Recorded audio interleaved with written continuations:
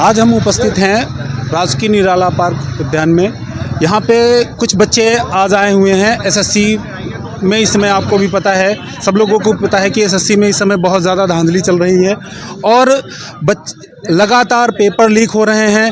अगर जो कोई भी एग्ज़ाम होता है वो दूर दूर तक सेंटर लगा दिए जाते हैं, जिससे बच्चे हैं वो बहुत ज़्यादा परेशान होते हैं।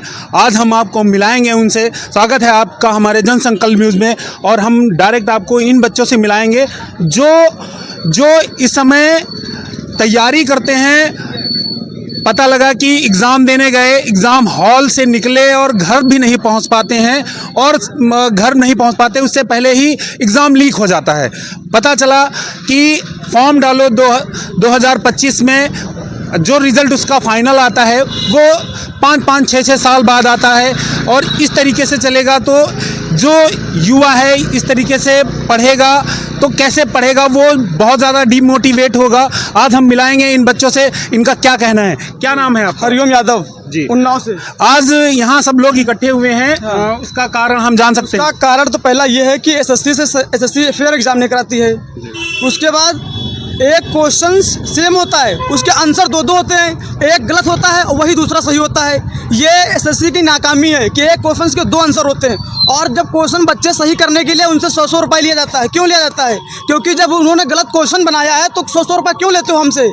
यानी कि आपका कहना है कि एक क्वेश्चन के जो 4 विकल्प आते हैं, एक क्वेश्चन के 4 विकल्प आते हैं, उसमें से एक आंसर के 2 सही होते हैं। उसके बाद एसएससी जो आंसर की भेजती है उसके बाद प्रति क्वेश्चन का 100 रुपये चार्ज करती है।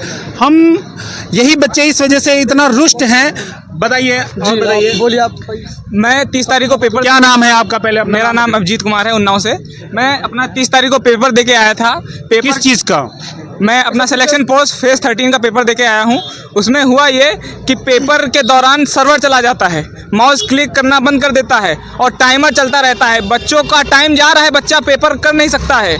उसमें उसके लिए एक्स्ट्रा टाइम नहीं मिला है पूरा। यानी कि आपका कहना है, आप लोग देख रहे हैं कि बच्चों का ये कहना है कि एग्ज़ाम चल रहा है, टाइमर भी चल रहा है और माउस अचानक काम करना बंद कर देता है और बच्चे पूरे जो भी सिलेबस होता होगा एग्ज़ाम का, हर एग्ज़ाम का अलग अलग सिलेबस होता है, अलग अलग क्वेश्चन होते हैं, क्वेश्चन ऑफ नंबर अलग अलग होते हैं, तो वहाँ पे टाइमर चला करता है और पता लगा बच्चों का टाइम पूरा हो गया और वो बेचारे क्वेश्चन पूरा अटेम्प्ट नहीं कर पाए हर एक सब्जेक्ट का।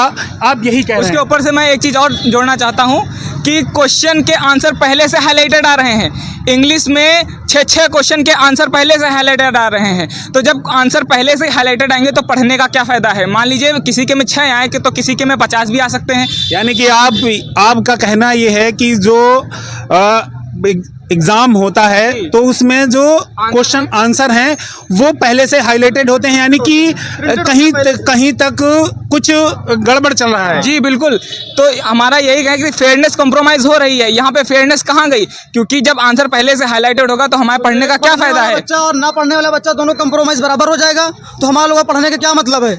शहर से, गांव से दूर आकर शहर में रह रहे हैं 25-25 किलोमीटर। आप उन्नाव में हैं तो आपका जो घर है वो कहाँ पे पड़ता है? यहाँ से 25 किलोमीटर सफीपुर। कौन? सफीपुर में जी। आप कहाँ रहते हैं? जी मैं परियर में रहता हूँ, यहाँ से 30 किलोमीटर दूर। क्या नाम है आपका? अभिजीत कुमार। आप कहाँ से हैं? मैं तो उन्नाव से। मैं अपने ये कहना चाहता हूँ, जब मैं सेंटर पे एग्जाम देने गया तो खेतों में सेंटर बना दिए गए, पानी भरा है, बारिश हो रही, बच्चा कैसे जाएगा? और पेन दे रहे हैं, 2-2 रुपए का पेन मिल रहा है, उससे लिखते नहीं बन रहा, माउस वर्क नहीं कर रहा है और मैं एग्जाम दे रहा हूँ, मेरा एग्जाम खत्म हो चुका है। उसके बाद क्या होता है, बच्चा बगल वाला मैं देखता हूँ उसका एग्जाम भी खत्म हो चुका है पर उसका टाइमर ऑफ है पर एग्जाम चल रहा है लगातार। वो मुझसे 1 घंटे का एग्जाम है पर 1 घंटे से ज़्यादा तक वो एग्जाम। क्या कहेंगे आप? हम ये कहेंगे हमारी एसएससी से और जितने भी मतलब ऑल ओवर इंडिया जो एग्ज़ाम सिस्टम है उससे हमारी प्रमुख मांगे हैं, उनको यहाँ पर रखा जाए। सबसे पहली मांग ये है कि सबसे पहले जब भर्ती आती है, नोटिफिकेशन आता है तो नोटिफिकेशन पूरा कंप्लीट आना चाहिए। उसमें एक एक चीज़ की डेट होनी चाहिए कि कब हमारा फॉर्म आएगा, कब आपका पेपर कराया जाएगा। कब तो एसएससी हर बार कैलेंडर जारी करती है, डेट नहीं होती, उसमें रिजल्ट डेट नहीं होती है, जब मन होता है तब भर्ती कराते हैं। रिजल्ट नहीं आया है। एसएससी में करप्शन इतना ज्यादा है कि एसएससी सीजीएल 2024 का जो रिजल्ट आया है उसमें अभी भी 46 रैंक मिस है, पूरी की पूरी गायब है। जब एसएससी से ये सवाल पूछा गया तो एसएससी कहती है इसका जवाब हम आपको नहीं दे सकते हैं। क्यों मतलब वो 46 लोग कौन है जिनको आपने नौकरी दे दी है, ये आप बताएंगे ना, मगर ये चीज वो बताना नहीं चाहते हैं। सेम आप देख रहे हैं बच्चे कितने नाराज हैं। और ये तो उन्नाव है, इससे दिल्ली जैसे राजधानी, लखनऊ, बहुत प्रयागराज, बहुत बड़े क्षेत्रों में जो इस तरीके का प्रोटेस्ट चल रहा है। हमारी यही मांग है कि इन बच्चों का जो मांग है वो पूरी तरीके से की जाए।